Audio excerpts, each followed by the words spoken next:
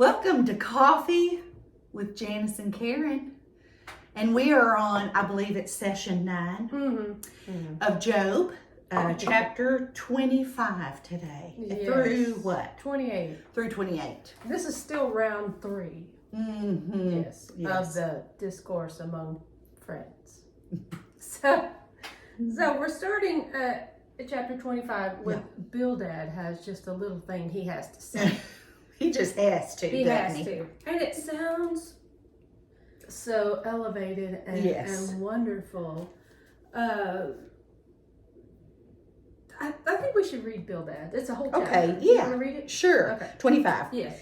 Then answered Bildad to the Shuhite and said, Dominion and fear are with him. He maketh peace in his high places. Is there any number of his armies? And upon whom doth not his light arise? How then can man be justified with God? Or how can he be clean that is born of a woman? Behold, even to the moon, and it shineth not. Yea, the stars are not pure in his sight. How much less man that is a worm, and the son of man, which is a worm. Okay. I heard Chuck Swindoll preach about worm theology one time. Oh, okay. Because there's that song for such a worm as yes. yeah. At the cross, right? Yeah, at the cross. Mm-hmm. And so I we're trained to think that what Bildad said was right. Mm-hmm. But when God made the moon and the stars and all that, what did he say about them? They were good. He said they were good. Mm-hmm.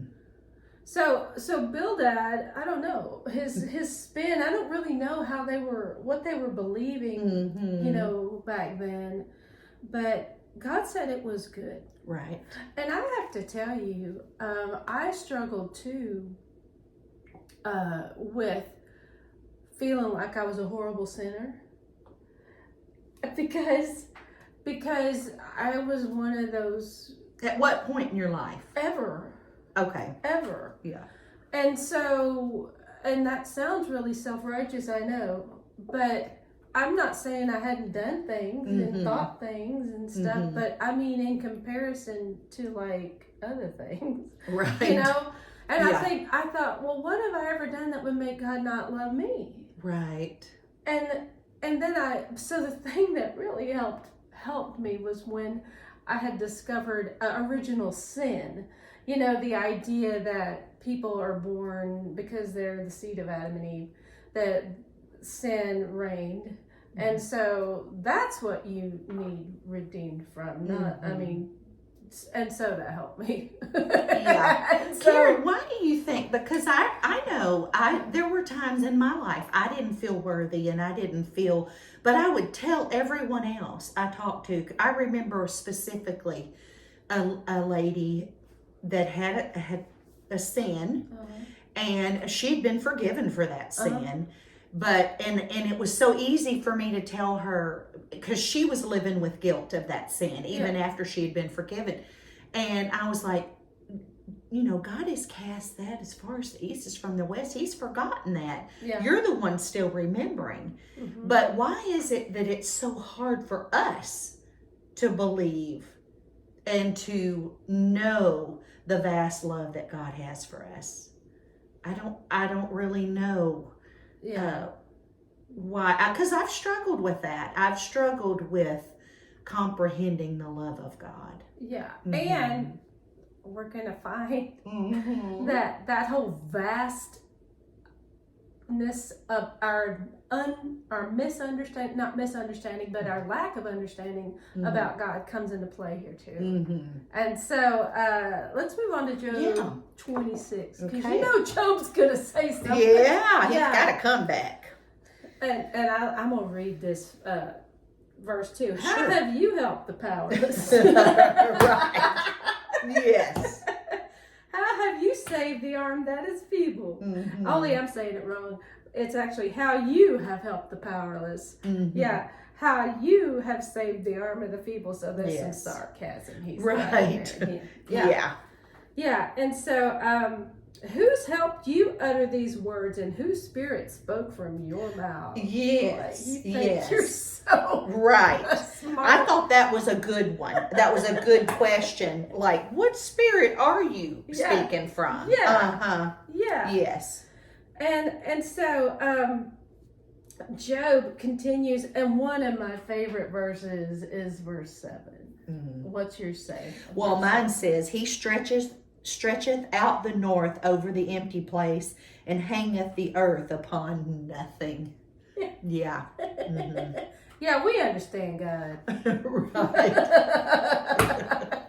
Yeah. How's that work? Mm-hmm. Okay. So, and then he continues, and he begins talking. I mean, he really one-ups Bildad's description. Wonder if Job's getting a little strength back in his body. I think he's. I think it's time to just pull out all the stops. Yeah. You know. Yeah. There's. But do you wonder at this point, is he starting to get a little strength? Because all this he's gone through had to have taken the strength from his physical. Yeah, well, And that's wonder. Interesting, because you coming through the kind of that same kind of thing, you can kind of see into that. Yeah. So I wonder if he's starting to get a little bit of strength back. Yeah. He can fire back a few shots. That's right. That's right. Mm-hmm. And then in verse 12, we're still in chapter 26. Mm-hmm.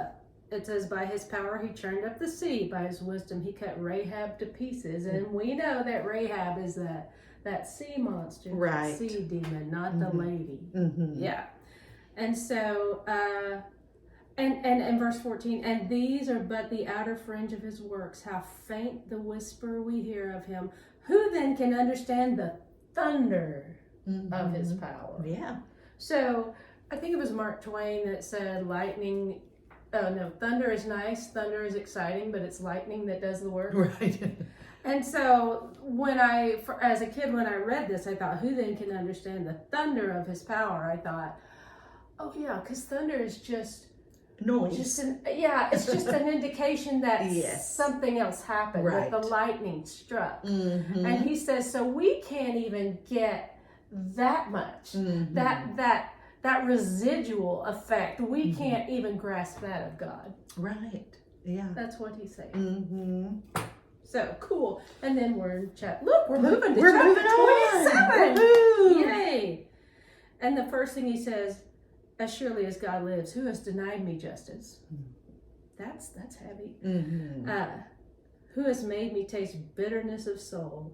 As long as I live, he's basically saying, I'm not gonna change my argument. Mm-hmm. I didn't do right. anything to make this happen. Yes. He knows himself. He and God knows himself better than anybody. And he knows he didn't do anything to deserve this. Exactly. But as we move through, and he's talking about that, but as we move through, he begins to talk too about the fate of the wicked. Mm-hmm. And he agrees with his friends about the fate of the wicked. It's just he's saying, but I ain't. Right, I'm not one. Yeah, I'm not the wicked. Yes. Okay. And I wrote this verse down last week and stuck it on a Post-it note. And it's verse 16. Okay. No, Yeah. 16. Yeah, can you read that? Yeah. Though he heap up silver as the dust and prepare raiment as the clay.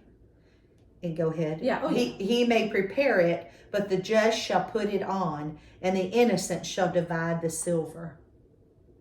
Have you ever said, Lord, I know there's probably somebody out there that has a lot of money that they don't need to have it. Right. Mm-hmm. I'm here. Mm-hmm. And so, the innocent will divide his silver. Yeah. So I'm not trying to, take money from other people and all that kind of stuff. But Lord, if you have some laying around and you need to disperse, well, here I am. Yeah. That's kind of how I feel about that. Mm-hmm.